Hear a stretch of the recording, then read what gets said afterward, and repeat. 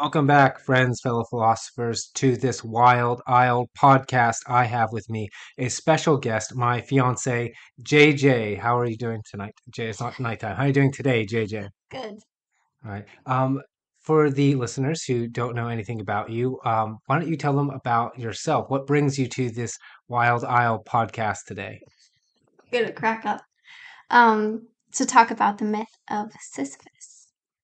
And why would you have any interest in some weird, dry, boring piece of French existentialist philosophy? Because I heard people talk about it on a podcast where they were talking about how it was basically anti-suicide, and I wanted to know why. So yeah. We won't dig deeper into that. What I was trying to do, what I was trying to prompt you to do, is to tell everyone about your background a little bit, so they could know a little bit more about you, your education, what you do, that kind of thing. Oh, okay. um, okay, so I graduated from, should I say this? Where? Okay, WVU with a multidisciplinary studies degree, which is a combination of three minors that create one major. Um, the minors were philosophy, sociology, and psychology. I could not choose, honestly, which one I liked the best, so I just chose them all. Indecisiveness, I guess.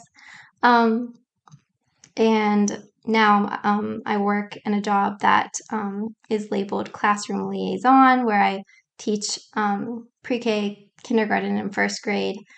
Um, SEL, I'll just say it, SEL, which is social emotional learning. Um, and it's part of an organization that's trauma informed elementary schools. So, yes. Excellent. So that's where you had your gathered your original interest in philosophy, particularly existentialist philosophy, right? Because it kind of makes sense. You're dealing with kids who probably are from troubled homes who are having a hard time dealing with themselves, and trying their best to teach them methods of coping with their emotional stress so they can be functional in the classroom and not this terrible disturbance and little tyrants and terrible devils. Yes, and it's mainly geared towards the super young children before they have concrete behaviors um, that are unchangeable practically without extensive intervention later in life. But if you get them early, then yeah, it's easier for them.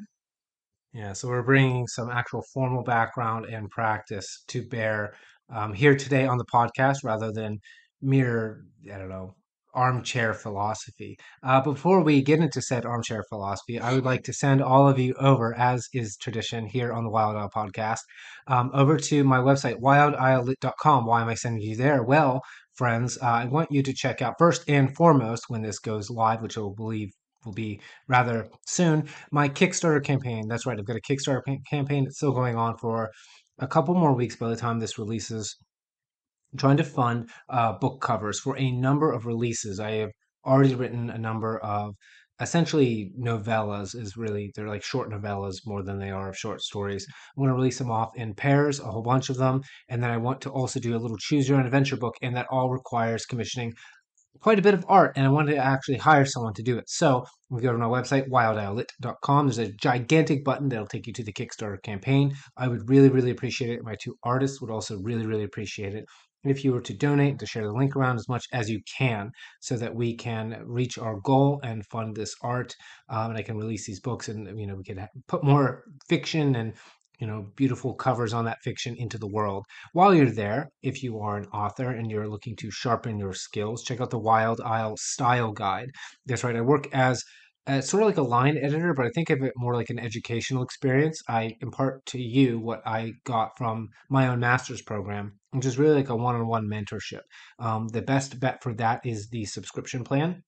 So it's a monthly payment. You can back that out of it anytime that you need to or would like to, and you get a certain amount of minutes consultation per month, as well as a particular word count that you can then submit to me. I'll do stylistic line edits in accord with the style that you want to develop, and then we'll talk it through at the end of each month or whenever you want to schedule it, so that you can build yourself as an author and your work and your manuscript toward the style that you really want to develop, so you can stand out and not have sterilized, generic prose. Also, while you're there, you can check out the rest of these podcasts, a bunch of audio stuff as well. I have my excerpts and stories section of my essays that I'm posting to weekly. I'm going to be adding audio to those as much as I can. It's all awesome. It's all there. You can also find my novel, Wand Smoke Broken, which is a weird fantasy fiction. I've been told, I always said it kind of reads a little bit like a Western, but I've been told Victorian is a little bit more accurate. And I've been going on too long, but I do want to point out, if you'd like to support me in general, check out the support section on wildowllit.com. If you want to throw $1 or so my way a month, that would be much appreciated. I'm just going to be producing stuff, pushing it on the website for free for your enjoyment. And so I want to continue to be able to do that alongside my other works. And to do that, I need some form of income so I can continue to eat and pay for the website and do a bunch of other things. Now, with that out of the way, let us talk about the myth of Sisyphus.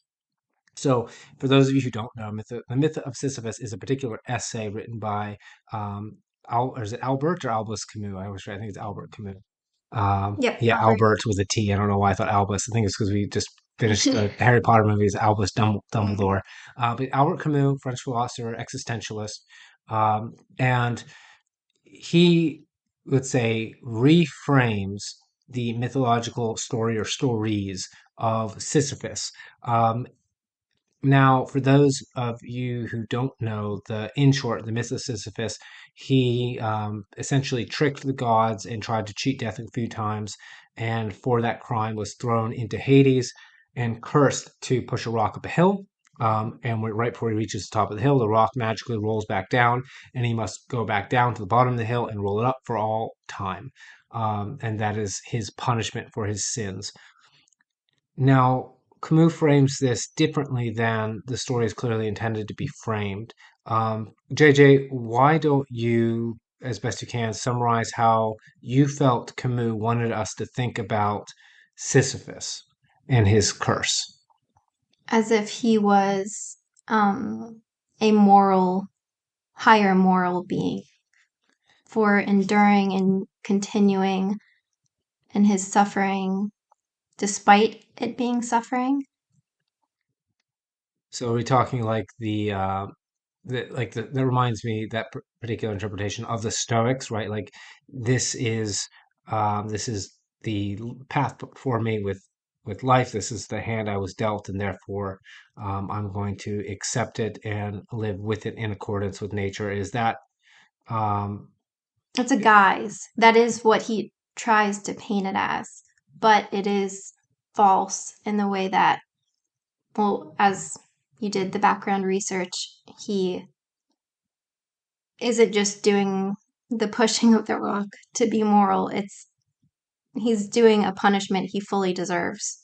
So, and he's actually not enjoying it. He hates it, and he's forced to do it um, because he's stuck in hell. yeah, but Camus definitely we'll go through here shortly, but definitely Camus. You mentioned a guise, like a disguise, like Yeah, Camus is trying to hide something. Um, he wants us to sympathize with him yeah, really badly. why? Because that I definitely got that impression as well from the myth of Sisyphus that really Camus himself sympathizes with Sisyphus as if he has something in common with him. And my curiosity is what is fundamentally motivating Camus to frame himself as being like Sisyphus or in a state like Sisyphus, and why he wants to hide the fact that Sisyphus is actually miserable. Um, and we know that he thinks that by a particular line that we will get to. He lets the mask slip off halfway through the essay and then puts it back on immediately. I think, in a way, it's him wanting to not feel bad for people in that position by pretending and convincing himself that they're happy, and instead of pitying people who are in bad situations that can't or won't get themselves out of it, he says, well, imagine them happy so I don't have to feel bad for people who are in a worse position than me. Did you writing see? philosophy and traveling the world. Yeah. Well, do you think that he was thinking about? So you think he was thinking about others then? Yeah. Um, because I get a different impression that really I thought that he was thinking about himself. Um, we'll like kind of skim through and read different sections for you, oh listeners, and we can see um, he perhaps is talking about both, to be honest.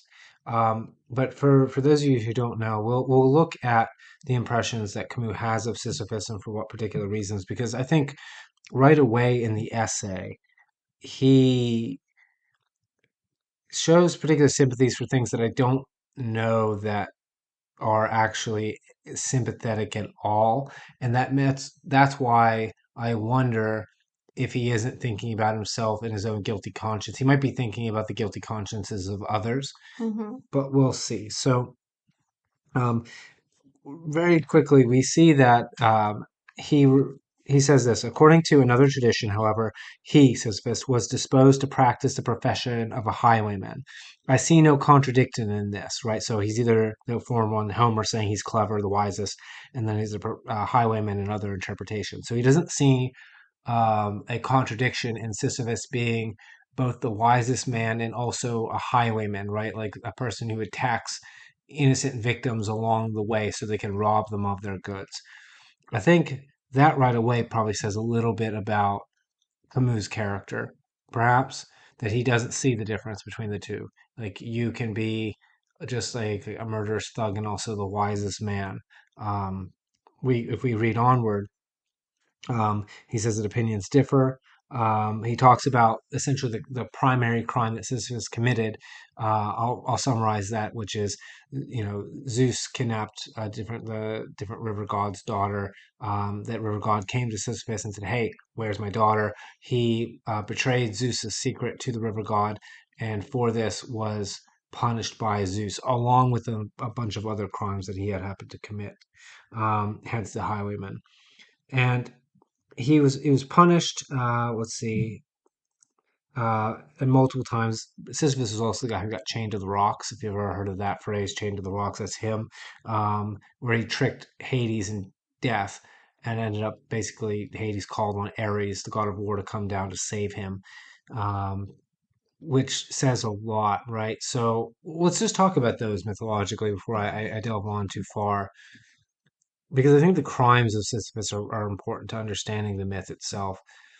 So, what do you think, JJ, in terms of an interpretation of we've got with just Zeus in the I can't remember the name, but the river god. It's like Oedipus or something. It's not Oedipus like Oedipus Rex, but it sounds similar. But what do you think it means that Sisyphus betrays Zeus and Zeus's secret to this other smaller god, and then he gets punished for it? What do you think that really means? Well, I'm more thinking about how it sounds like he's enabled by another god, and then how he continues down the path of making worse mistakes after he's enabled, after the punishment is attempted, and then he just keeps going down that bad path because somebody enabled him, you know? Yeah, there's the opportunity given by the river god to betray Zeus. Do you think that there's any importance in the spherical arrangement of the gods here? Because like Zeus is like the pantheon leader, right? The highest god in the Greek pantheon. And this river god I've never heard of before, and the fact that he's god of a river suggests that he's not all that important. Mm-hmm. Um, you know, you know, I would see that there's some mythological significance in betraying that which is higher for that which is lower for your immediate benefit. Because what he asks, he basically says to the river god, "Oh, I'll tell you, but I'll tell you if you guarantee water to my city."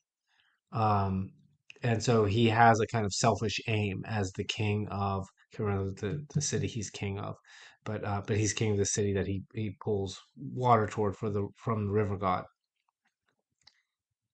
Yeah. So do you also see? any significance in that, or am I trying to stretch things here when I'm saying there is Well, a, that makes me think of people who don't take criticism or instruction from authority very well. And it's because they are envious of those who are higher than them. And by even just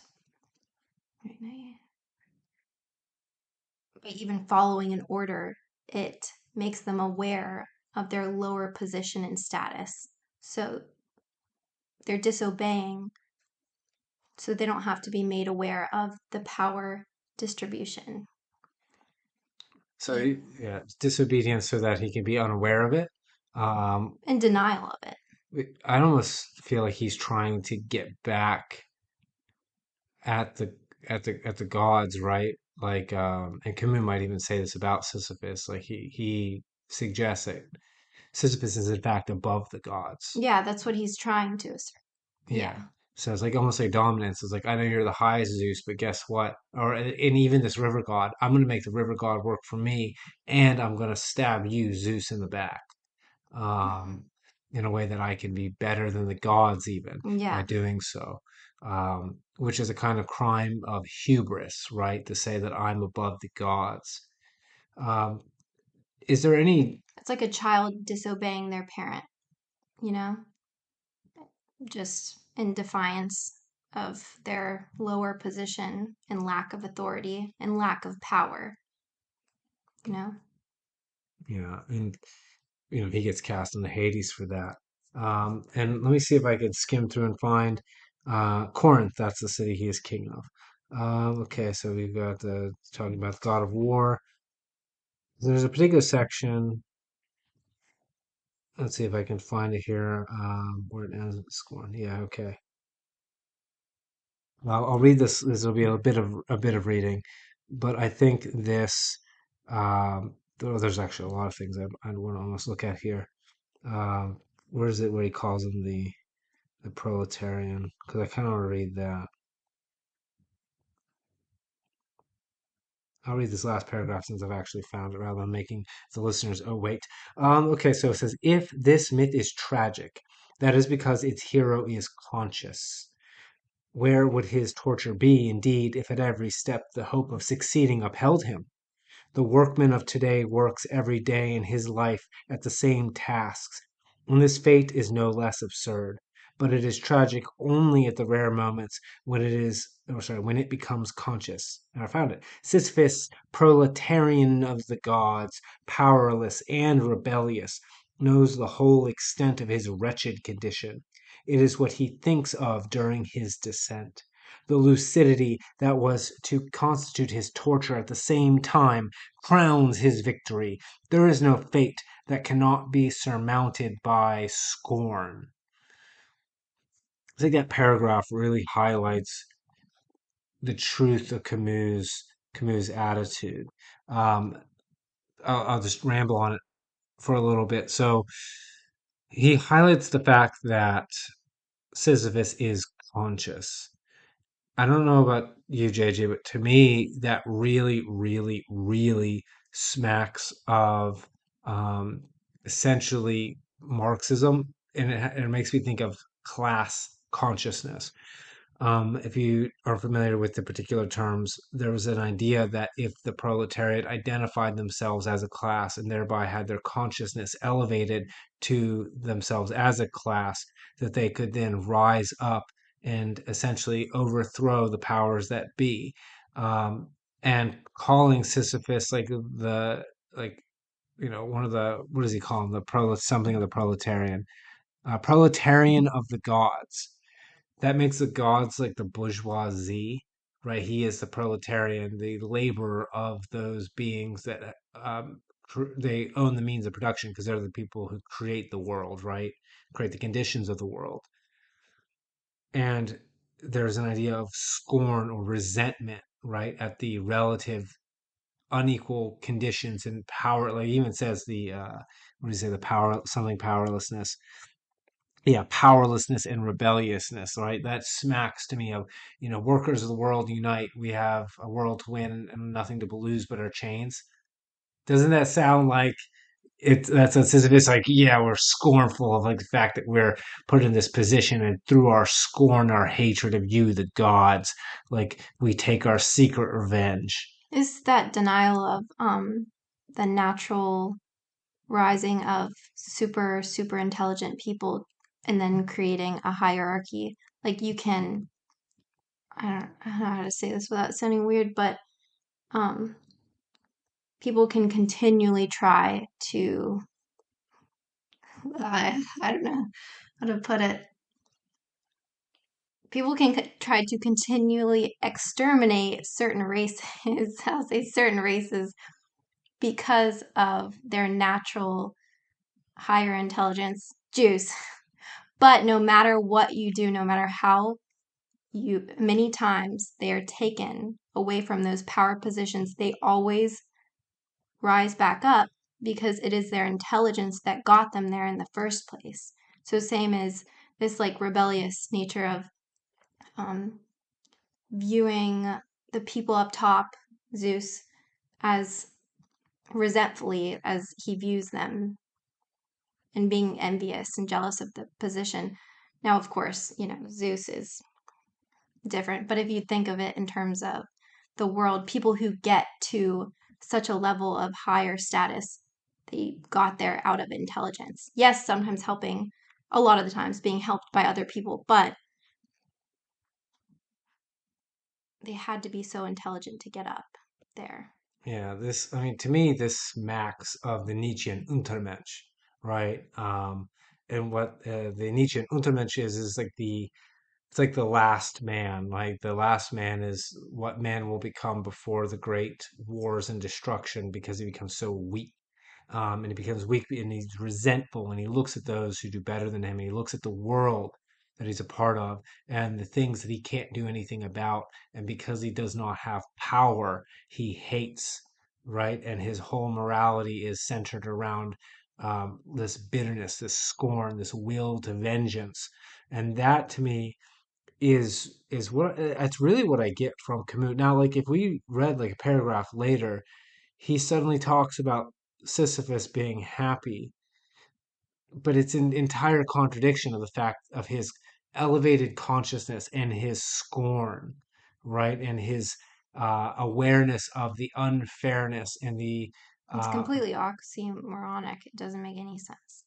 no, but I think, we mentioned before, Camus very well may be trying to hide the fact that he is because he did read Nietzsche. You can tell he mentions Nietzsche quite a lot. He read Kierkegaard, as well as all the other existentialists, essentially, that we would call them now, who came before him. Part of me thinks that that Camus is aware that he does not possess within him the power of will that someone like Kierkegaard or Nietzsche might bring, right? So He has fixed mindset versus growth mindset, I think. That's a super simple way of. explore that more. Like, what about Camus?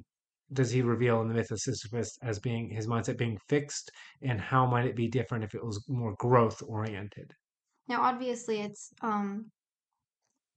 the God part. Well, that doesn't, but I always relate it back to how the world is. So, the people who are jealous and envious of people in higher positions who have like higher status, higher like income and everything, you could be resentful. It could drive you to being resentful towards those people. Um, but those people view it as I cannot get there because of insecurities and a lack of discipline to develop themselves.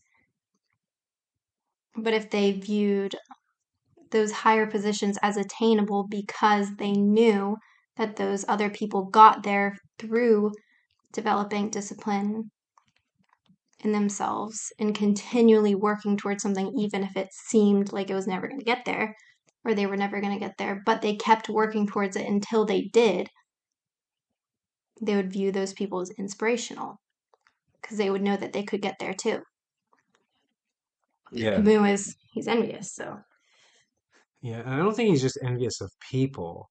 I think he's because he in Sisyphus he fixates so much. I mean, the myth is about the gods, but when he's talking about the gods, I think he's talking about the order of the universe, like the laws of physics, how reality works, the intractable laws that emerge, like society even.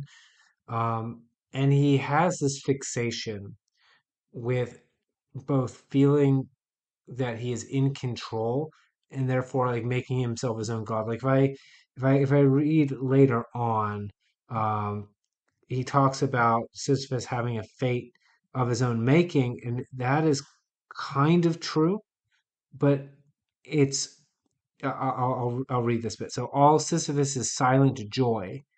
So he's saying again, silent joy. It has to be silent because there's no hint that there's any joy in the myth. The myth is actually quite explicit that Sisyphus is not in a state of joy. He's actually in a state of misery after being punished for committing multiple crimes in his mortality.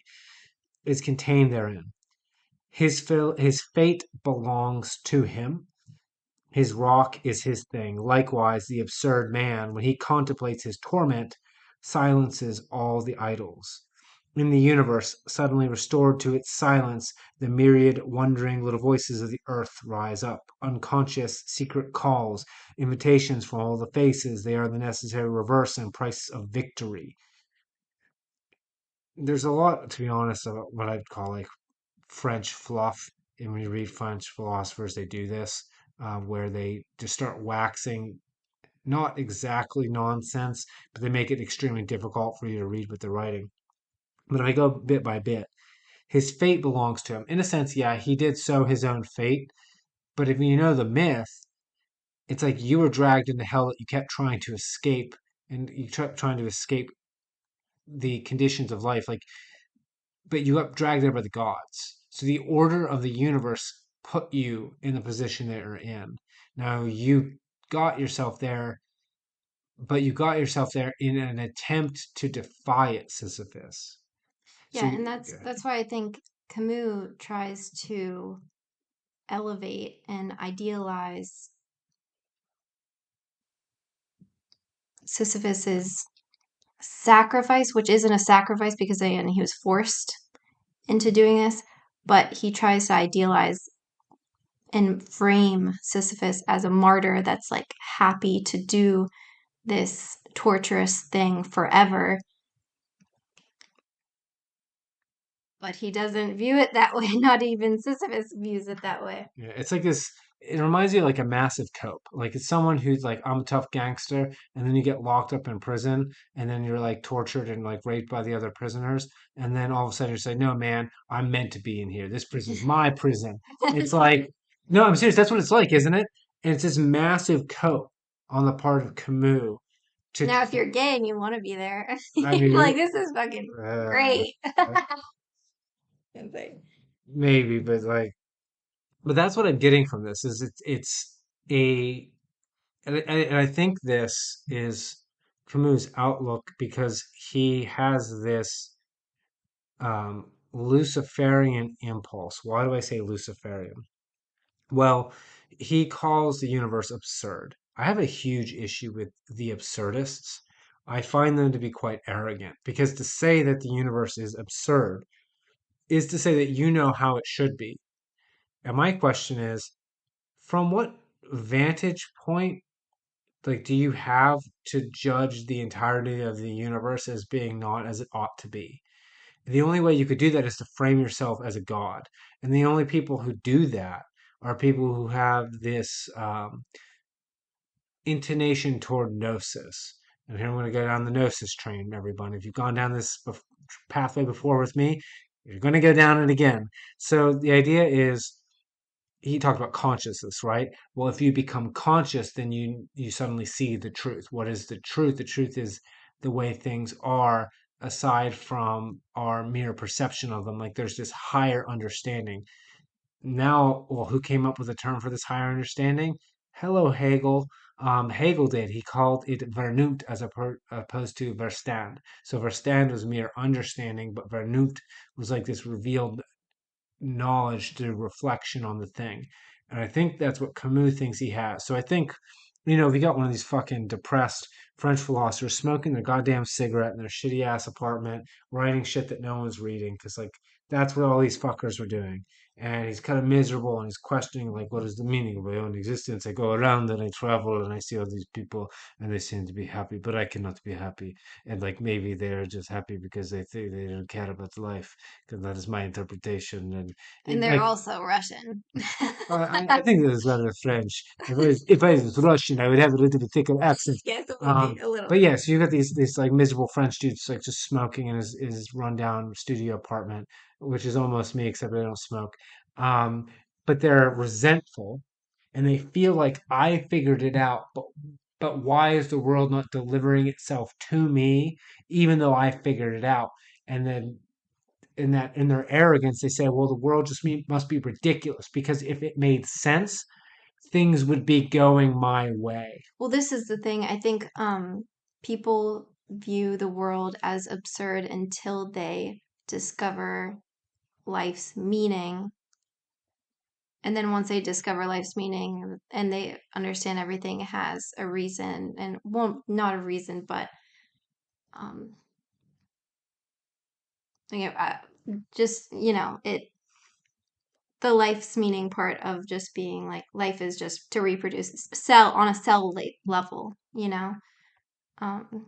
that's The evolutionary psychological or functional perspective is that, well, what is the telos of life? What is a function? I like to use function rather than purpose. Because if I say the word purpose, you all out there on the internet will impart subjectivity into it and say, well, different people have different purposes. And it's like, that's true.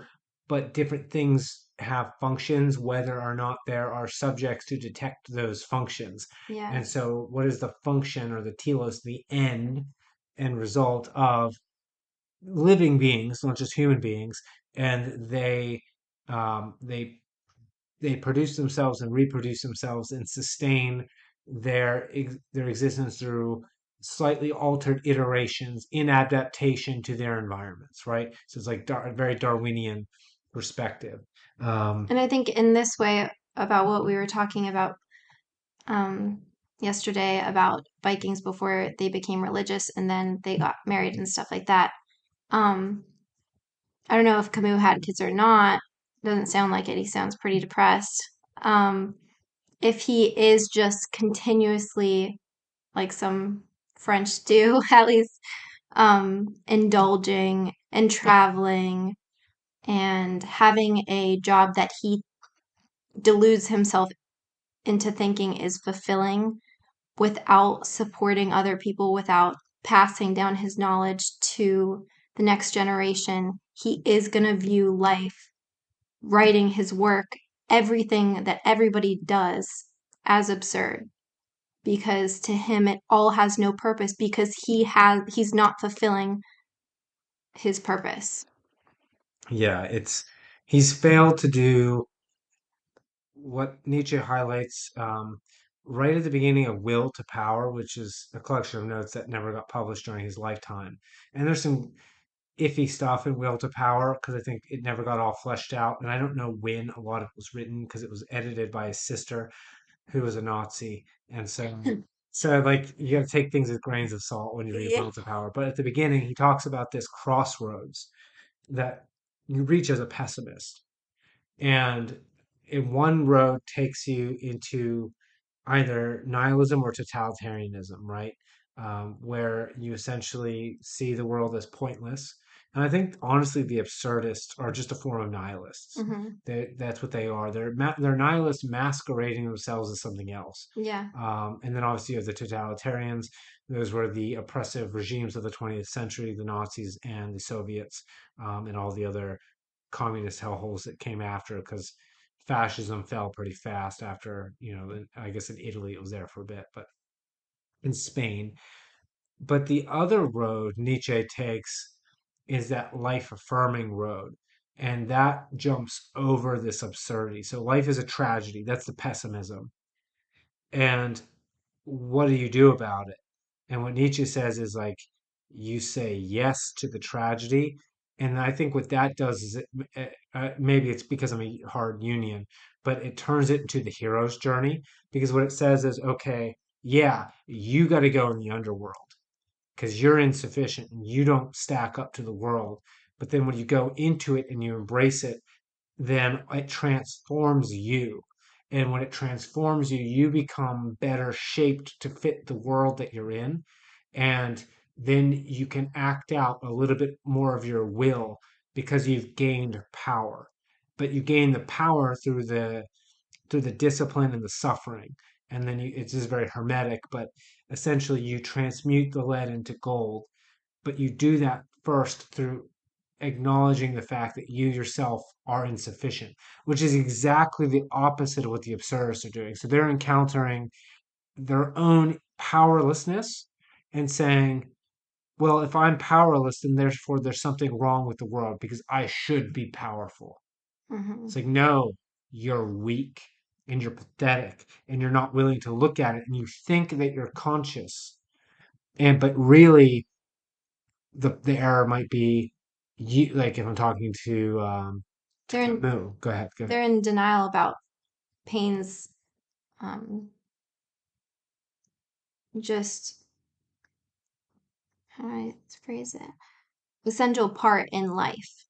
They're like, I am in pain, and I love that quote that um, pain plus resistance is suffering. Absurdists are just choosing to be in constant suffering and then also claiming that they're higher morally for it, you know? Yeah, and it's that the arrogance of thinking that okay, so you've got some elevated consciousness, and assuming that that's all the elevated consciousness that you ever will have, without acknowledging that every time that you learn something new, you should realize that there are a million more things that actually are beyond your knowledge and understanding. Like if I was a Taoist, you recognize every time I learn something, I realize how ignorant I am. Yeah, yeah, the smarter people become, the more humble they get. Ideally, Unless they hyper educate in one specific field, and then it makes them dumb to all the relating fields that fill in the gaps, but then they have this inflated sense that they understand. Do you know what I'm talking about? You yeah. can become overeducated to where you can't relate it to other subjects. I have a couple aphorisms. One that was popular over on minds.com. That's called Why I Hate Scientists. Mm. Um, these are those the Why I Hate series are meant to be ironic. By the way, the first one was Why I Hate Poets, and I wrote it in verse for a reason. And if you know me, I tend to I might be a poet in a sense. JJ can attest. Yes. Um, but the Why I Hate Scientists is because like you motherfuckers aren't scientific half the time, right? Like they can do like a study and then they go and look at the rest of the world. Or they look at even science outside of their field, and they don't look at it with the same level of skepticism as they necessarily need to be proper scientists. They arrogantly assume, well, I know what I'm talking about because I'm specialized in a field. That's why it's extremely hard to actually gain like true unbiased knowledge because even what they're choosing to study, the angle at which they come at whatever they are trying to figure out already is a bias in itself. But Yeah, and you see that quite a lot. I think that's what we're seeing here with Camus ultimately, right? That's why he relates, I think, so much to Sisyphus, um, is because I think Camus, and I think this is perhaps true of the absurdists all deep down. I think that they know that they aren't really great people, that they lack something, and they're unwilling to be honest with themselves, and they think that I should be it's the good enough. world, it's not me. Yeah, and I've experienced this right when I graduated my undergraduate degree. I got a degree in exercise physiology. Took me 5 years to get it, um, and I went out into the world. A young undergraduate, and thought I should be able to get a job that pays somewhat decently. I shouldn't, be starting out on the bottom rungs of society because I went through this whole education. And I found out the hard way. Nope. Right? You have almost no more, in fact, perhaps fewer marketable skills than someone who didn't go to university. Yeah, because during that 5 years, the experience gained in a direct job in the span of 5 years could have been vast. Yeah, I thought the same thing. Um, Yeah. And so when you realize that, you have a confrontation with yourself. And what I did is, not that I didn't lament about it, I did, but I came to say to myself, I'm useless. I didn't go around and say, the society is broken. The whole universe is broken. It shouldn't be this way. It made me realize, oh, I actually have to work way, way, way harder to be worth something. yeah, you have to start from the bottom and still, even with a degree.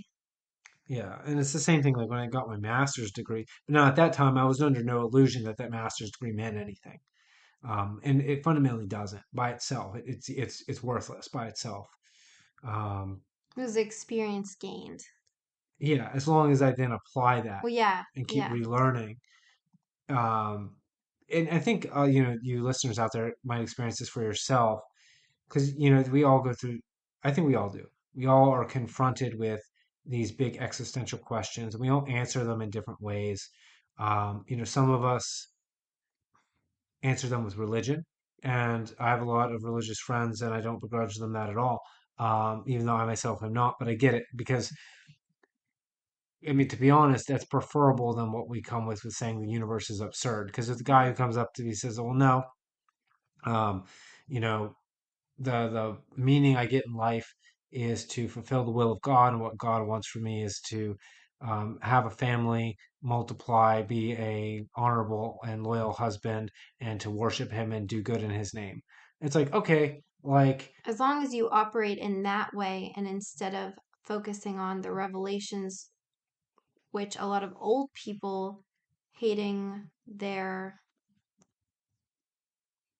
life view current society as, oh, well, I'm going to be beamed up and all of this won't matter soon because world's ending and therefore my actions don't really matter because I'm. yeah. Well, those people. This reminds me of a conversation I had with Adam Mick, and we concluded that what those people are doing is they're taking God's name in vain. For those of you listening, what does that mean? Well, vain is vanity. So it's like putting on God's name as a mask to Mhm. justify one's own actions. And well, one does that when one wants to say, well, it doesn't matter whether or not I fulfill my moral purpose, because in the end, I'm going to be like rescued out the back. But what that's doing actually is making the same mistake that Camus making. It doesn't seem like it, but yeah, I'll explain. You let me know what you think about this, JJ. So it's a problem of pride and arrogance, hence the reference to vanity. If I think that my understanding of theology or my understanding of the universe is the correct one, I have the gnosis, I have the knowledge, I have the perfect right belief, and I know that I am necessarily saved, or I know that I'm necessarily right, I am the correct one, then what I'm not doing is I'm not saying I don't know.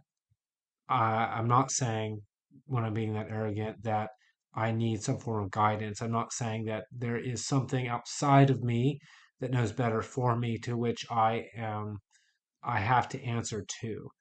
And what that does is it leads one to turn away, turn against life, right? So, or turn away against God, which is kind of the same. It's not kind of, I actually think it's literally the same thing. Because if you say, I don't know, and I compare it to, you know, the great course of things, the way, right? The world, the universe, to God, whatever you want to call it. Like if I say I am insufficient standing up to it, then I need to change myself so that I move in accord with it. So I live according to God's will, or that I act in accord with how the universe really is, like how, and I'm trying to figure out how I should act morally.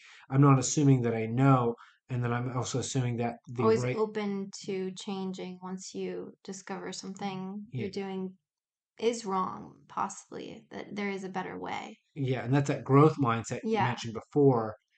But I think the opposite is that fixed, yeah, right? When I know, and therefore the universe is wrong, therefore God is wrong, therefore I am right, yeah, and this world is wrong. yeah. And to tie it back into Camus and how he believes that the gods and these higher authorities are actually morally wrong for coming down on Sisyphus, and also to relate it to people, all these people who are in these jobs that seem meaningless and that they're somehow morally superior for continually engaging in it despite it putting them through immense suffering and existential crisising, um, that somehow they are morally superior for choosing to do it.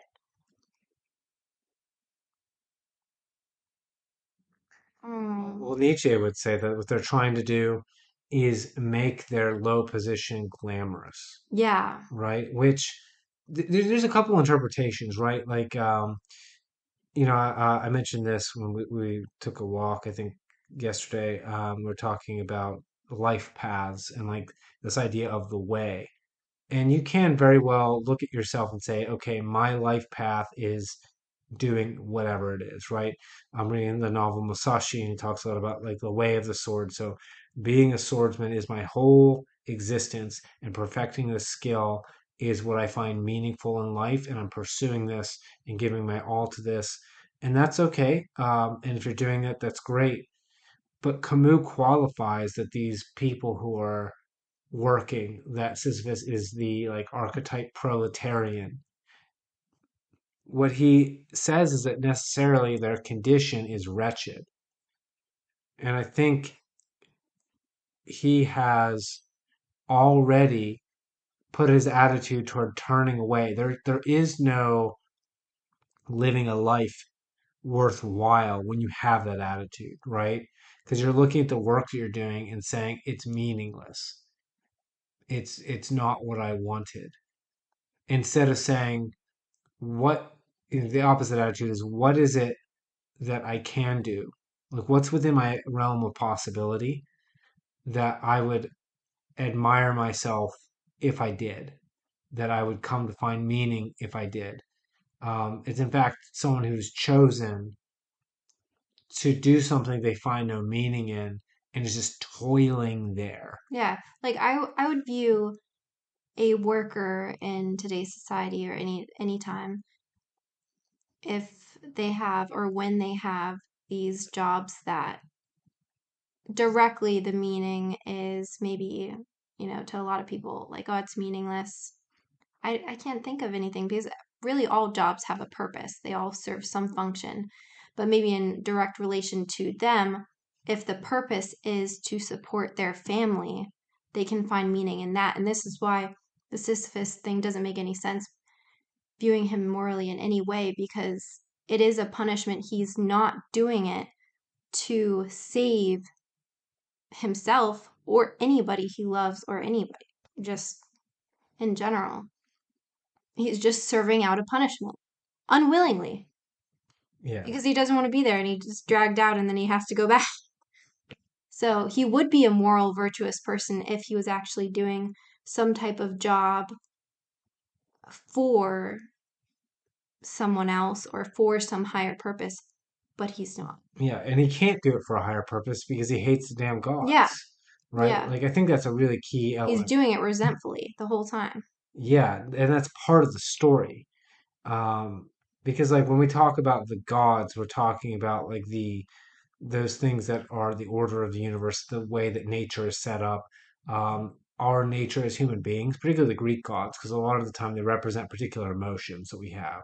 So like he's not even doing this in service of his own passions and biology. It's not even that, as base as that might be.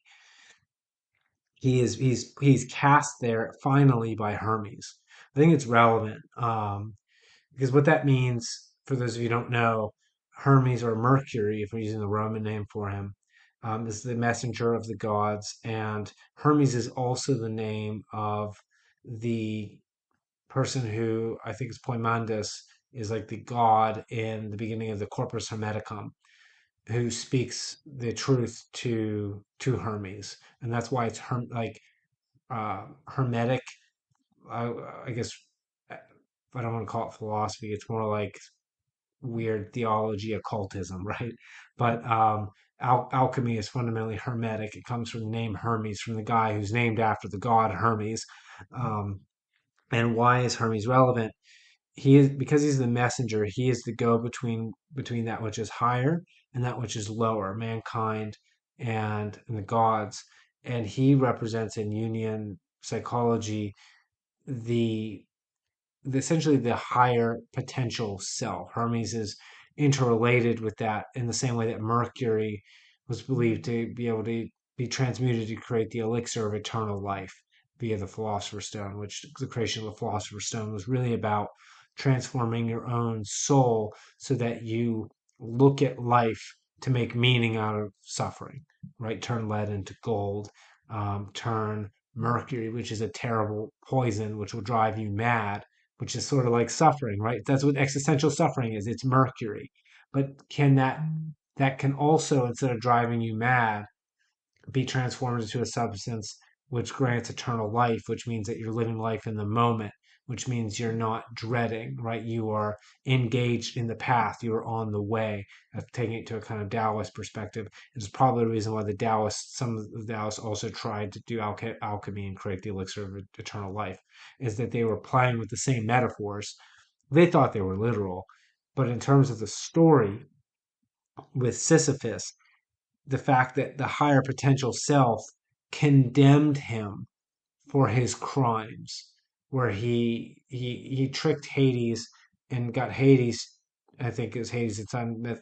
I think it was Persephone maybe, but got the god chained to the rock so that people stopped dying. There's some lessons that's like when you try to take control of fate and you try to take matters of life and death into your own hands and think that you get to play God like you know better, or that you can at the very least escape the natural fate of all mankind. Again, because you know better, because you think the way the universe is set up is absurd. The result is Ares will be called down, means war will happen. And then your higher potential self will cast you into hell where you'll suffer meaninglessness for eternity. And that's like your conscience coming up and dragging you into an existential hell, which is, I think, exactly probably where Camus is. Well, so exactly off what you're talking about, I think I realize how Camus is directly projecting his attempt at asserting that he's moral just for basically not ending it. This is how the suicide thing relates back in. Despite him suffering and despite him believing that life is meaningless because he currently at least isn't pursuing meaning or he doesn't feel that he has a purpose, he is trying to justify and pretend that he's moral just for not committing suicide. Ooh, I like that. The reason I like that is because I think maybe he thinks that he deserves it. Yeah. Like he deserved it. He mentions Dostoevsky, like as if his work relates to Dostoevsky's, and maybe some of his other stuff that he's written, because I've only read the collection of essays that came with the book for the Myth of Sisyphus that we both read. But with Dostoevsky, um, the idea is like actually the punishment that you receive is a relief, right? Like you deserve, like you read Crime and Punishment, for instance, like the book is a novel, right? Crime and Punishment. Raskolnikov suffers from his conscience until he's locked in prison. And then because the proper order is imposed upon him for his crime of murder, he can forgive himself and then get married after he gets out of jail and presumably have a family and live a purposeful life. because he interpreted his punishment as deserved instead of undeserved and remaining in that resentment and the victim mindset, the victim mentality, where you can't grow from that mentality. You can adequately place blame and see where you're a victim, but you have to, especially for the crimes that Sisyphus did, he's refusing to face all that led him there. And he's choosing to frame himself as a victim in every situation. And then he views his punishment as undeserved. Yeah. And it's so funny though, because it's like I'm in this wretched position against the gods, but then I'm going to, because I'm scornful of them, therefore I own it, and therefore I'm not in punishment of the gods. It's Again, childlike defiance. yeah, It again, is. it's the massive cope that we talked about before with the prisoner, right? Like I'm locked in prison. No, I meant to be in here. Sour Yep. grapes, motherfucker. Like, because that's what that is, right? It's total sour grapes. I didn't want to win anyway. It's like, Yeah. bitch, you, Post facto justification. yeah. Because like for those of you who don't know, like Sisyphus, I can't remember how he escapes death the first time, but the second time he basically told his wife to throw his body out in the market square instead of Yeah. burying him when he died, and then he used that as an excuse to say, "Hey, I need to go berate my wife for not burying me properly." And then he goes and proceeds to do that when he escapes, and then try to avoid being dragged back to death for forever. He's like, actually, me telling you to do this was me testing your love. Yeah, well, he says that to her both times. Basically, it's like, if you truly love me, you'll throw me out in the market square. And when he comes back, if you truly love me, you would have buried me. And it's like this person, and I mean, think about the person who does that, right? The person who does that is in total contradiction with themselves. It doesn't matter what you do, it's never good enough for that Yes. person Yeah. because the problem isn't you, It's it's the them. person. Mm-hmm. Yep. Yeah, I Yeah. mean, we all encountered someone who you cannot placate them. It does not matter how hard you try, because they're unsatisfied with themselves, they will see um, all of They the will project actions. all of their insecurities and inadequacies onto you. Yeah, and I mean, and yeah, Sisyphus was that guy because he did things like violate guest right and like rob people on the seas and everything. Like, and obviously, he's a mythological figure, but even the stories that were told, he's essentially evil, and he's an evil character who got what he deserved, and maybe really the reason why, for the same reason we see, I hate to say this, make it modern and political, but you see the modern woke types identifying with the villains quite a lot, Mm. right? They want to The identify. anti-heroes. Yeah, there's literally a Taylor Swift song, Anti-Hero, that mm-mm. Yeah, like they want to be the villains, and when they make films, for instance, the heroes of their films act like villains. They don't act like heroes. Mm-hmm. And I think that's a bunch, maybe that's really the same existentialist nonsense where these people are bad people, but they don't want to really recognize that they're bad. And so they blame the world, call the world silly, and then have it be responsible, but then also pretend they're taking it back like sour grapes. Mm-hmm. And they're actually miserable while they're pretending like, no, we're, it's like when someone says the phrase truth to power. I just want to hit that person, or speaking truth to power, right? Because the people who say that phrase, they are, to be honest, they're usually in a position of authority and power. They're usually not saying something that's true, and they're usually not speaking to the power because the power structures don't listen, like the other power structures are referring to, don't give a damn about what they're saying anyway. The whole thing is a way of puffing oneself up and pretending that one is significant, right? It's a narcissistic lie. No offense, but that makes me think of that's it's not offensive to you, but um every every student at these whenever Ben Shapiro goes and speaks, and then every freaking person that talks to him and poses some question or is trying to debate him in some way, and then it just never works out. Yeah, It just never works out. They're trying to high horse and then immediately get shut down. yeah, you see that with a lot of public speakers where some young person will think, I've got the question that'll stump him. Yes. And I've seen this with, not Ben Shapiro, I've seen it with Jordan before he went off the deep end. I've even seen it with people like Maya Yiannopoulos. Yes, especially him, yeah. You would have probably seen this back in the New Atheist days, Hmm. before the New Atheists basically went off the deep end, which saddens me. But they did do that. I'm sorry, guys. You guys made mistakes. But you'd see that, let's say, if I listened to Richard Dawkins talk, and someone would think to ask him a question, um, like the classic one was, well, like, well, what if you're wrong? He's like, yeah, I might be wrong. What if you're wrong? There are a bajillion different gods, a bajillion different interpretations of each of these gods. Like that question applies to everyone.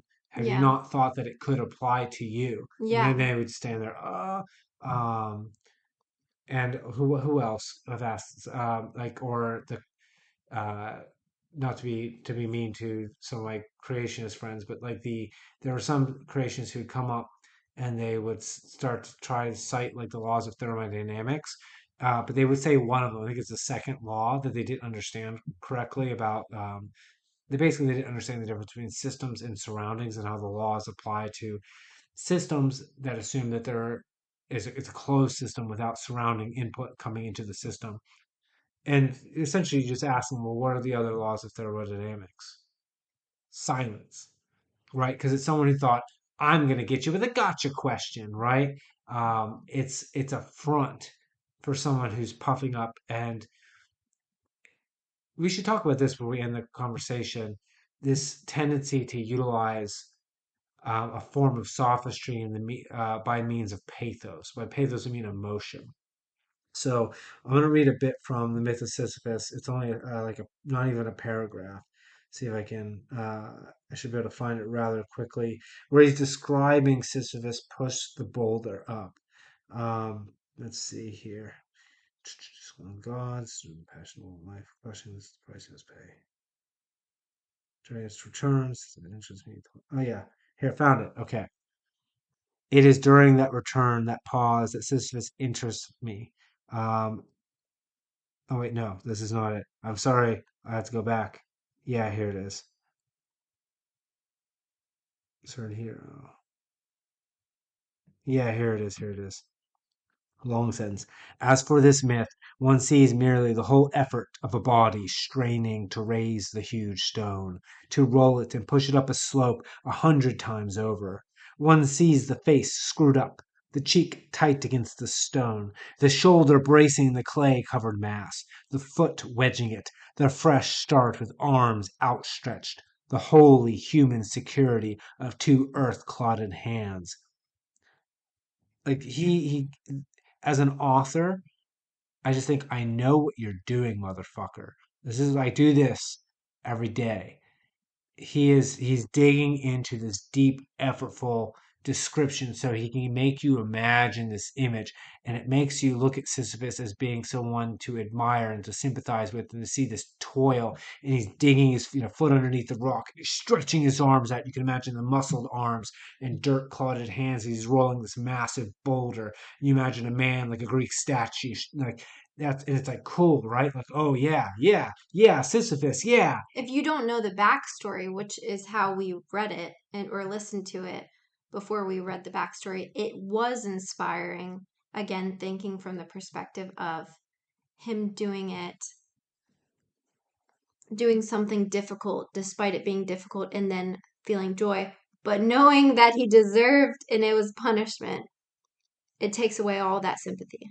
Yeah, and you know that he doesn't want to be there Yeah. because he ran away twice. Yeah. Yeah. So Yeah, he's like a coward that's just forced into a position instead of a some hero that did it electively for a greater good. and the fact that he's being presented that way tells me that Camus is being a snake. Hmm. He's being a snake. If you ever read, listeners, I don't know how you can, Michel Foucault. Um, so the beginning of I think it is discipline and punish. Is this I don't know if it's a chain of essays. I haven't gotten all the way through it. I've tried reading it. I got a few, like a hundred or so pages in. I tried listening to it and I got so far in and I just got nauseated because it's the most boring.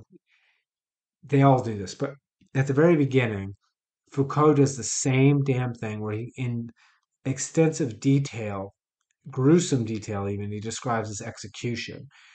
And he's very obviously really trying to play on your emotions. He's trying to get you to feel a particular way so that his long-winded and overcomplicated sentences, now this is in English but in French it would probably be this wistful language. It's kind of vague, like painting in broad, and you can tell it's like you're trying to freaking manipulate my emotions. This has nothing to do with logic, Yeah. right? Yeah. And I don't know if the French are incapable of proper logic because of French. um, I actually suspect there's something in that the French language itself is built around a way of thinking about the world that makes one prone to these errors. But I think Camus kind of knows that he's lying, that Camus is trying to get you to feel a way that you otherwise wouldn't feel if he didn't put the effort in. And that to me, it was a huge red flag, along with the idea about scorn being the ultimate victory, misreadings of Dostoevsky, um, the like dropping proletarian. And I hope that maybe that was a translator who decided to translate it that way, but almost all the French existentialists were also socialists, and they're all Marxist who thought we could get it right this time. Um, it was all really disappointing. Or they were all nihilistic when they came up with postmodernism. That's where it came from. I always like to, in terms of though and the intent, I really think that people like Camus, they truly are unaware and they are truly unconscious of. I don't think he is trying to lie. I think he truly believes the feelings that he's trying to make the reader feel. And he's trying to assert that that is the correct response to this situation. You have a much more kind heart than I do. I have a much more vicious interpretation, and this is why JJ is my fiance, because otherwise I'd drive myself into a maddening fit, feeling like everyone is evil. Um, It's that whole yeah. thing though of like even villains they believe, that they are good. Most of a lot of them. I do think there are There villains are who don't. some just revenge and it is just like defiant. Well, I could see how you could see him that way. Yeah, but Yeah, well, I think that was a good cherry on top, a good bow to the conversation about the myth of Sisyphus and a bit of armchair psychology on Albert, not Albus. He's not Dumbledore. Camus. Yeah, I'd I say one last thing go right ahead. is not you're not moral enough just to not commit suicide. That's Yeah. not enough. For those of you who don't know where it comes from, in the collection of essays, he rants on and on and on and on about not understanding why man doesn't isn't driven to Yes. suicide, um, and ultimately, if my memory serves, his whole thing is instead of Kierkegaard, that's the one I remember the most. Is he compares himself to a bunch of other existentialist philosophers who came before, but particularly he doesn't like he says I'm not like Kierkegaard. I don't think that it's right that I could love the very thing that's oppressing me, which is reality, is Hmm. what he means is oppressing him. He ends up looking at I have to be in revolt. Yes, it literally says on the back of the book, um, does acknowledging the absurd compel one to commit suicide? Camus responds, no, revolt is needed. So, no, revolt is needed, meaning Yeah, he believes that revolt is needed instead of acceptance of the world and trying to do your part in fitting in and become a moral, contributing member of society. He does not believe that is true. He's wants to go to war with the world and how it exists. Yeah, I bet he was not able to form. I don't know about the background of Camus. I should have studied it before this. So, someone in the comments below, if you're listening to this on YouTube, let us know that I don't know what I'm talking about. But um, I'm willing to bet, like Rousseau and like all these other people, he was unable to successfully form relationships. Why do I say that? This is perhaps a bit controversial, but I'll say it anyway. So it's as like if you're a man learning, and Nietzsche made this comparison over and over again, and he was spot on. Learning to love women for being women and being feminine is in a similar way, is similar to, in metaphor, learning to love the world and reality, because reality doesn't operate according to how you want the logical procedures to go. Like you think, okay, I'm a man, logos rather than I believe it is eros in the union, like the union words for it, the primary force, emotional force, not really emotional, it's the wrong way to say it. Psyche is built up for women as eros, as emotion, as opposed to logos, which is logic. And as a man, you think, like, I know how things should go, and this makes sense. And then if you think that way and you try to get along with your wife, you're going to be miserable. And if you try to look at the world that way, you're going to be miserable. And Yep. I guarantee you, if you go and look at the world like, no, we must, like, do my French accent, we must revolt against the way of being and look at scornfully. It's like, yeah, good luck not looking at, let's say, if you're a man, women and being scornful of the fact that they don't act and think the way that you want them to because they're not men. Hmm. And then if you're a woman, you're going to have, and if perhaps a woman and a feminist, guess who else you're going to be mad at? Men for not Yeah. acting like women. I don't know. Maybe I'm onto something, maybe not. I think it's just ungrateful on both sides of those. Yeah, and gratitude. They do not Yes. love Yeah. being, right? Again, it comes back to Nietzsche. Supposing truth were a woman, truth being itself, that is which is. Can you, as a philosopher, learn to love this woman? Can you get her to love you? Can you woo her? Like, it's difficult, but I think Kierkegaard had it right. You love that, right? And he thought of it as God. And honestly, I think Kierkegaard is right. And I think Nietzsche was right. And I think Camus was wrong. Yeah.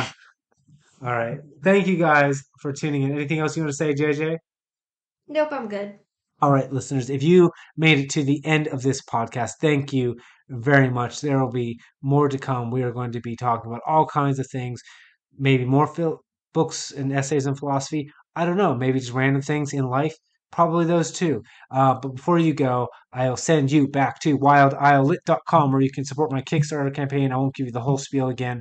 I really appreciate though if you're able to support, spread the word. Check out my short stories and excerpts and essays on my website, wildilelit.com, again, and also my editing service, which also serves as a kind of mentorship.